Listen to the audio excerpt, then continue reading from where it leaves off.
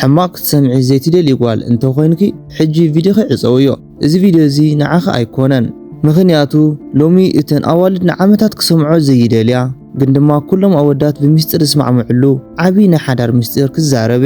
ብዙሓት ኣወዳት ኩሎም ሓደ እዮም ጽባቐን መልክዕን ጥራይ እዮም ዝደልዩ እናበላ ኣብ ቲክቶክን ዩቲዩብን ክምድራ ወይ ድማ ክዛረባ ይውዕላ ግን ሓደ ዓቢ ጌጋ ኣሎ ሓደ ወዲ ንሓዳር ክሓስብ ከሎ ንመልክዕ ኸይርዩ ኣይኮነን ዝፈትየኪ መልክዕ ንመዘናግዒ እዩ ንሓዳር ግን ዝኾነ ወዲ ብፍቕሪ ክዓብድ ካብ እግሪ ንኸይወፅእ ዝገብሮ 7 ፍሉያት ባህርያት ኣለዉ እዘን 7 ምስጢራት እዚኣተን ዘለዋ ጓል እንተረኺቡ ዝኾነ ወዲ ንዓኣን ምርዓው ክሳብ ዓዱ ክሸይጥ ድልው እዩ እንኳዕ ናብ ቻናልና ብሰላም መጻኹም ሎሚ ወዲ ክውስን ጓል ድማ ክትሰምዕ ዝግባእ እዋናዊ ርእስቲ ሒዘ መጺ ኣለኹ ኣብዚ ናይ ልማዓንቲ ቪድዮና ሓደ ብሉጽ ወዲ እዛ ጓል እዚኣ ናይ መወዳእታ ምርጫ እያ ኢሉ ንሓዳር ዝሓርያ ጓል ክመርጽ ከሎ ዘርእዮም 7 ወስተንቲ ምስጢራት ብንጹር ክነግረኩም እየ ኣዋልድ ኣሓተይ ነዘን ነጥብታት እዚኣተን እንተሒዝክንአን ንስኺ እታ ኩሉ ዝምነያ ሉል ክትኾኒ ኢኺ ኣወዳት መሓዝተይ ድማ ነዚ ቪድዮ እዚ ሸር ብምግባር ነተን ክሰምዖ ኣለወን ኢልኩም ተሓስቡን ኣዋልድ ኣብጽሑለን ካብታ ቀዳመይቲ ክሳብታ መወዳእታ ትገርም ነጥቢ ሕዝክን ተጸባያኒ ሕጂ ብቐጥታ ናብ ተቐዳመይቲ ነጥቢ ክንሰግር ነጥብ 1 ብውሽጣዊ መንነታ እትተኣማመን ነብሳ እተኽብርን ጓል self confidence and boundaries ቀዳመይቲ ነጥቢ ርእሰ ተኣማንነት ነብሲ ምኽባር እዩ ሓደ ወዲ ንሓዳር ክሓስብ ከሎ ኩሉ ግዜ ሰብነታ ወይ ደጋዊ ትርኢታት ጥራይ እተኣምን ጓል ዘይኮነስ ንመንነታ ንዓቕባን ንሓሳባታን እተኣምን ጓል እዩ ዝደሊ ነብሳ እተኽብር ባዕላ ወሰን ወይ ድማ ባውንደሪስ ክትቐምጥ ትኽእል ጓል እያ ድልየቱ ኣወዳት ካልኦት ሰባት ንዓኣ ብከመይ ከም ዝሕዝዋ ክዕዘቡ ከለዉ ንሳ ነብሳ ክሳብ ክንደይ ከም እተኽብር ይርዩ እዮም ብናይ ካልኦት ሰባት ርእይቶ ጥራይ ኣይኮነትን ህይወታ ትመርሕ ኣይፋል ምባልን ትኽእለሉ እያ ርእሰ ተኣማንነት ማለት ዕቡይ ምዃን ማለት ኣይኮነን ብዓርሞሸሽ ባህሪ ነብስኺ ምፍቃርን ብመንነትኪ ምኽራዕን ማለት እዩ ወዲ ተባዕታይ ከምዚ ዓይነት ጓል ክረክብ ከሎ ከም ዓባይ ክብርን ሃብትን እዩ ዝርእያ ንሳ ንነብሳ እንተዘያኽቢራ ንዓይ ክተኽብረኒ ኣይትኽእልን እያ ኢሉ እዩ ዝሓስብ ነጥብ 2 ሰላም እትህብን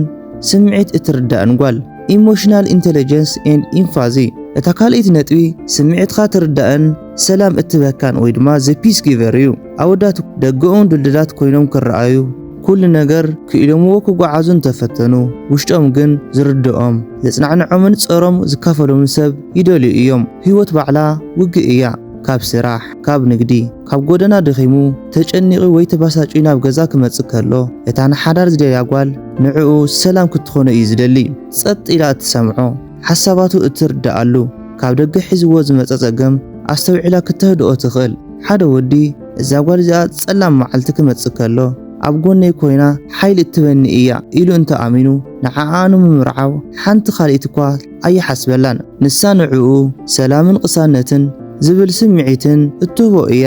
ነጥብ 3 ራእይን ትልምን ዘለዋ ጓል vision and financial or personal growth እታ ሳልሰይቲ ነጥብ ድማ ራእይን ዕላማን ዘለዋን ጓል እያ ኣሕዋተይ እዋኑ ተቐይሩ እዩ ሎሚ ዘለዉ ኣወዳት ሓዳር ክምስርቱ ከለዉ ብጻይ ወይ ድማ ፓርትነር እዮም ዝደልዩ ኩሉ ነገር ካብኡ ጥራይ ትጽበ ኩሉ ግዜ ሃበነ ጥራይ ትብል ዘይኮነስ ብሓባር ኮይኖም ንመጻኢኦም ዝሃንጹላ ጓል እዩ ዝደሊ ናይ ባዕላ ዕላማ ስራሕ ወይ ድማ ናይ ትምህርቲ ህርፋን ዘለዋ ንዕኡ ክወድቕ ከሎ እተልዕሎ ንቅድሚት ክስጉም ከሎ ድማ ዓባይ ደጋፊት እትኾኖ ጓል ሂዋን እዩ ዝደሊ ናይ ወዲ ተባዕታይ ምስጢር ሓደ ወዲ ንሓዳር ክሓስብ ከሎ እዛ ጓል እዚኣ ጽባሕ ንደቀይ ጽቡቕ ኣብነት ክትኾነሎም ትኽእል ዶ ገዛናኸ ክተመሓደር ትኽእል ዶ ኢሉ ብዕምቆት ይሓስብ ስለዚ ድማ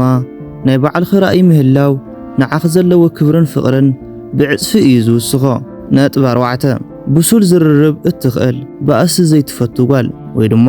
ኢፌክቲቭ ኮሙኒኬሽን እታ ራብዓይቲ ነጥቢ ብሱል ናይ ዝርርብ ክእለት እዩ እዚኣ ኣዝያ ወሳኒት እያ ብዙሓት ኣዋልድ ጌጋ ዝሰርሓሉ ነጥቢ ድማ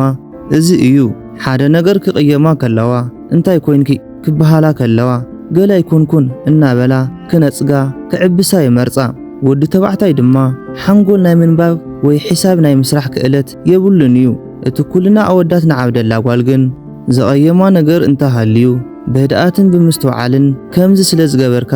ተሰሚዕኒ ኢላ ትነግሮ ጸገማት ብቁጣዕን ብባእስን ዘይኮነስ ብዘተ ወይ ድማ ብዲስከሽን እዩ ዝፍታሕ ኣብ ቅድሚ ሰብ ሚስጥር ሓዳራ እትሕሉ እዚ ዓይነት ብስለት እዚ ንሓደ ወዲ ዓቢ ናይ ድሕንነት ስምዒት እዩ ዝህቦ ካብዛ ጓል እዚኣ ሚስጥርን ምትእምማንን ኣይስእንን እየ ኩሉ ነገር ተዘራሪብና ክንፈትዖ ንኽእል ኢና ኢሉ ንኽውስን ይገብሮ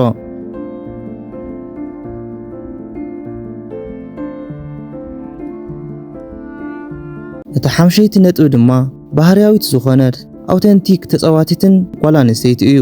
ኣወዳት ንመዘናግዒ ጥራይ ክደልዩ ከለዉ ንግዳማዊ ትርኢት ወይ ድማ ሜክኣፕ ብሉጽ ክዳውንቲ ፌክ ስታይል ዓቢ ነጥቢ ይህዎ ይኾኑ ንሓዳር ክመርጹ ከለዉ ግን እታ ብባህርያ እትመስል ዘይትዋሳእ ውሽጣዊ ጽባቐ ዘለዋ ጓል እዮም ዝደልዩ ምስኣ ኮይኑ ክስሕቕ ብናጻ ክጻወት ከም ቆልዓ ክኸውን ዝኽእል እንተኾይኑ ንዓኣ ፍጺሙ ክገድፋ ኣይደልን እዩ ህይወት ባዕላ ረዚን እያ ስለዚ ኣብ ገዝኡ ፎኪስን ተጻዋታይን ባህር ዘለዋ መጻምርቲ እዩ ዝደሊ እታ ኩሉ ግዜ ገጻ ሒዛ እትቁጣዕ ጓል ንሓዳር ኣወዳት የርሕቕዋ እምበር ኣየቕርብዋን ነጥቢ 6 እዚኣ ብጣዕሚ ውሳኒትን ኣገዳሲትን እያ ንወለዱን ንስድርኡን እተኸብር ጓል ሬስፔክት ፎር ፋሚሊ እታ ሻድሸይቲ ነጥቢ ንወለዱን ስድርኡን እተኸብር ጓል እያ ሓደ ወዲ ብዛዕባ ሓዳር ክሓስብ ከሎ ንዕኡ ጥራይ ዘይኮነስ ንመበቀሉ ናዲኡ ንኣቡኡን ንኣሕዋቱን ክሳብ ክንደይ ከም እተኽብሮም ዓቢ ቦታ ይህቦ እዩ ንወለዱ ከም ወለዳ ገይራ እትሪኦም ኣብ መንጎኡን ኣብ መንጎ ስድርኡን ፍሕፍሕ ዘይትፈጥር ኣብ ጭንቂ እዋን ንስድርኡ እትቀራረብ ወዲ ተባዕታይ ንስድርኡ እተኸብር ጓል ክእከሎ ውሽጡ ብታሕጓስ ይምላእ እዛ ጓል እዚኣ ንዓይ ጥራይ ዘይኮነስ ንመበቀለይ እተኽብር ጽባሕ ንግሆውን ንስድራይ እትከናኸን እያ ኢሉ ይተኣማመን ነጥቢ 7 ብእምነታ እትጸንዕን ሞራላዊ እሴት ዘለዋን ጓል ሃይ ሞራልስ ኤንድ ቫሉስ ናብታ ናይ መወዳእታን ኣዝያን ረዚንን ነጥቢ መጺና ኣለና ሞራላዊ እሴትን እምነትን ወይ ድማ ሃይ ሞራልስ ኤንድ ፕሪንሲፕልስ ሓደ ወዲ ዝምነያ ጓል ኣብ ህይወታ መትከል ዘለዋ ጓል እያ ሎሚ ህይወት ብብዙሕ ፈተናታት ተኸቢባ እያ ዘላ ኣብ ከምዚ ዝበለ እዋን ግን ንባህላ ንእምነታን መትከላታን እትሕሉ ንሓዳር ዘለዋ ኣረኣእያ ረዚን ዝኾነ ትማሊ ሎሚ ጽባሕ ዘይትቃየር ጽንዕቲ እንተኾይና እዚኣ ዓይነት ጓል ሓደ ወዲ ካብ ገዛ ወፂኡ ክርሕቕ ከለኳ ንገዝኡ ንደቁን ንብረቱን ሙሉእ ብሙሉእ ኣሚንላ ዝኸይድ ኮይኑ እዩ ዝረኽባ እዚ እምነት እዚ ድማ ንሓደ ወዲ ብፍቕሪ እዩ ዘዕብዶ እምበኣር ጽቡቓት ሰባት እዘን 7 ነጥብታት እዚኣተን እየን ሓደ ወዲ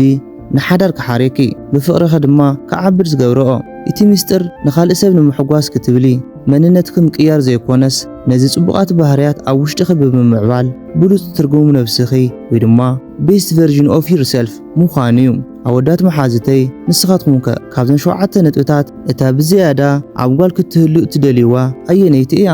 ኣዋልድ ኣሓተይ ድማ ኣየነይቲ ነጥቢ እያ ዝያዳ ትንክፋትክን ኣብ ኮመንት ጽሓፉለይ ኣነ ድማ ከምብቦ እየ እዚ ቪድዮ እዚ ጽቡቕ ትምህርቲ ሂብኩም ተደኣ ኮይኑ ላይክ ምግባር ኣይትረስዑ ንኻልኦት መሓዝትኩምን ኣሓትኩምን ንኽበጽሕ ድማ ሸር ግበርዎ ከምዚኦም ዝበሉ ብሉጻት መሃርቲ ቪድዮታት ቀጻል ንኽበጽሓኩም ድማ ቻናልና ሳብስክራይብ ግበሩ يقنيلي عبز غصل فيديو بزيادة مسات أرستك ساب نرخب سلام فقرن نخلانا يقنيلي